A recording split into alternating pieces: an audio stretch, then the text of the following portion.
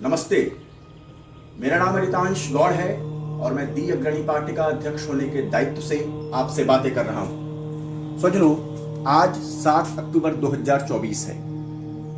आज से ठीक एक वर्ष पूर्व इजराइल नामक देश के एक हिस्से में लगभग 1,500 लोग जब एक मैदान में अपने उत्सव उल्लास में डूबे हुए थे, फिलिस्तीन हमास के आतंकवादियों ने उन पर अंधाधुंध गोलीबारी करके उन्हें मौत के घाट उतार दिया गया। सैकड़ों लोगों को हमास के वो आतंकवादी जबरन बंधक बनाकर ले गए, जिनका आज तक छुटकारा नहीं हो सका है। पिछले एक वर्षों ने बहुत कुछ देखा है। इजराइल ने अपने नागरिकों की मौत का बदला लेने के लिए जबरदस्त बल प्रयोग किया और उन आतंकवादियों की रीढ़ तोड़ दी है। ये आतंकवादी इजराइल के आसपास लगभग 1 दर्जन देशों में बिखरे हुए हैं और हमास, हिजबुल्लाह, हूती, मुस्लिम ब्रदरहुड नामक संगठनों के माध्यम से इजराइल पर लगातार आक्रामक रहे हैं। लेकिन इजराइल ने भी कमर कस ली और उन आतंकवादियों की रीढ़ तोड़ने में उसने कोई कसर नहीं छोड़ी है। हिजबुल्लाह, हमास, हूती जैसे आतंकवादी संगठनों का बड़ा जो उनका नेतृत्व है, उसे मौत के घाट इजराइल की सेना ने उतार दिया है। ये आतंकवादी अपनी मजहबी विचारधारा से प्रेरित होकर के, कट्टरवाद से प्रेरित होकर के आतंकवाद को पराश्रित करने के अपने पूरे अभियान में इजराइल के लोगों को मौत के घाट उतारने पहुंचे थे। निर्दोष 1,500 लोग मारे गए थे, सैकड़ों वास्तविक बंदी हैं। इस संदर्भ में इजराइल जो कुछ भी कर रहा है उसका दी अग्रणी पार्टी भरपूर समर्थन करती है। आखिर ये कौन लोग हैं जो किसी विचारधारा के नाम पर लोगों को मौत का घाट उतारते चलते हैं? बांग्लादेश, भारत के बगल में बांग्लादेश में क्या कुछ हो रहा है? वहां के अल्पसंख्यक हिंदुओं को बेरहमी से प्रताड़ित किया जा रहा है।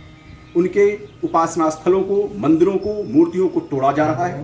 उनकी हत्या की जा रही है। स्त्रियों को उठा करके जबरन उनका मतांतरण करवाया जा रहा है, बलात्कार किया जा रहा है, लोगों का अपहरण हो रहा है। कमोबेश स्थिति यही है कि बांग्लादेश में हिंदुओं का जान, उनकी समूचा जीवन उनका संकट में, भारी संकट में।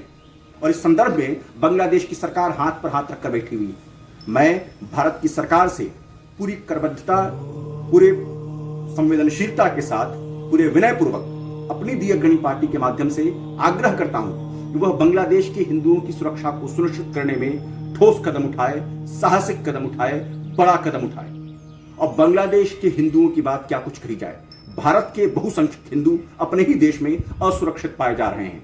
जगह जगह पर मूर्ति विसर्जन के दौरान पथराव होता है। जगह जगह पर मंदिरों को आक्रमण का निशाना बनाया जा रहा है।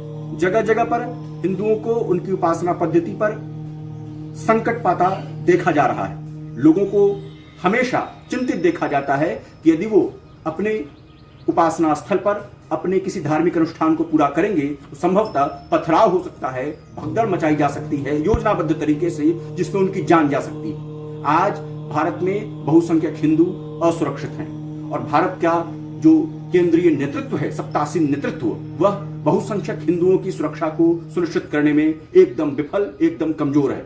जी हां, दी अग्रणी पार्टी का स्पष्ट मानना है कि भारत की नरेंद्र मोदी की सरकार, अमित शाह की सरकार भारत की हिंदुओं को सुरक्षा देने में असफल सिद्ध हुई।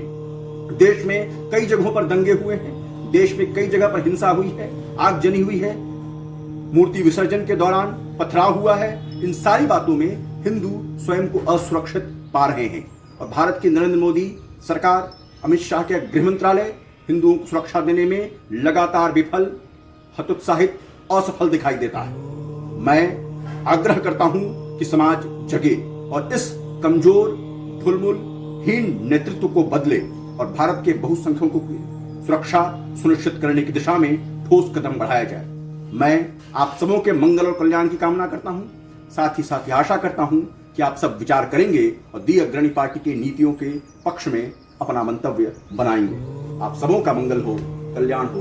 वंदे भारत मातरम। नमस्ते।